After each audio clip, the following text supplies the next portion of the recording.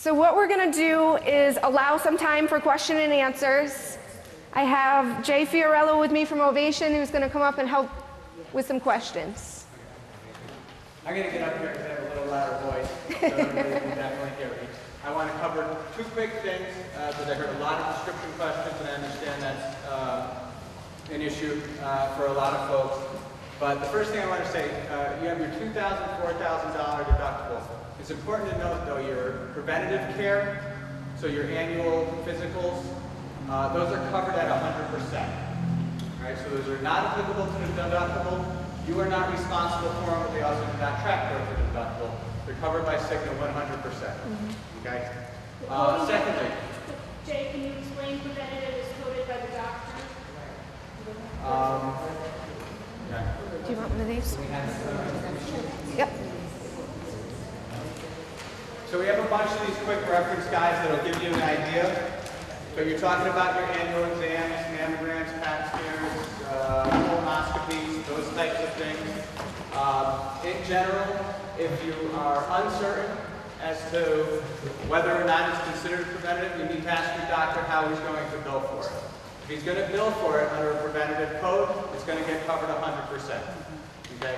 There is some confusion sometimes between what is routine and what is preventative.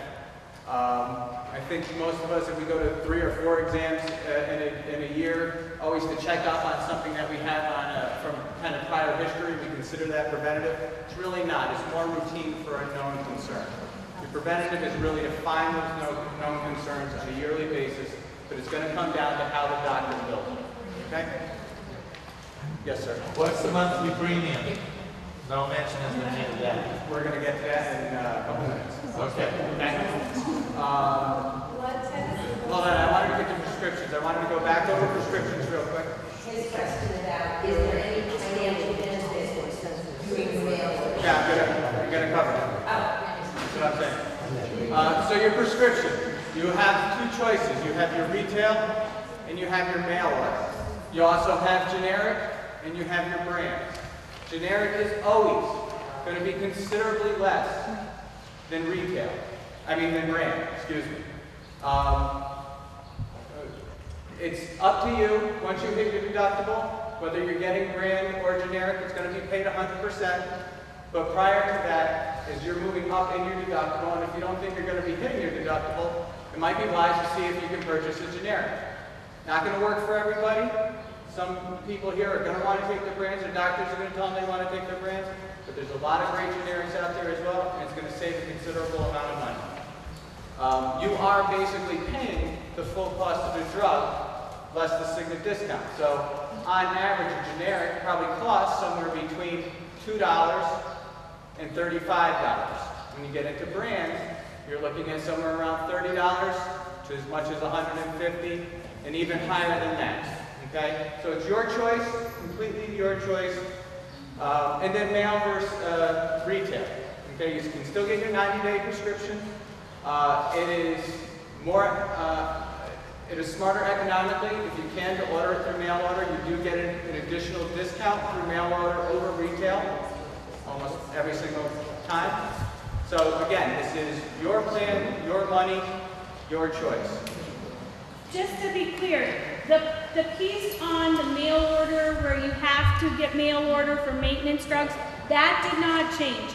If you're going to need a maintenance drug that's more than 3 months, then you need to get it through mail order. That is still the same. That did not change. Actually, we added a month, I believe. I think it used to be 2 months, but I think it's 3 months. So it's 3 months. First 2 and then you have to go. Yeah. You get 3 months and then you have to move over. So that's what's in the contract, and so that part did not change. So if your question is, I'm on a maintenance drug, do I still have to use mail order? The answer is yes.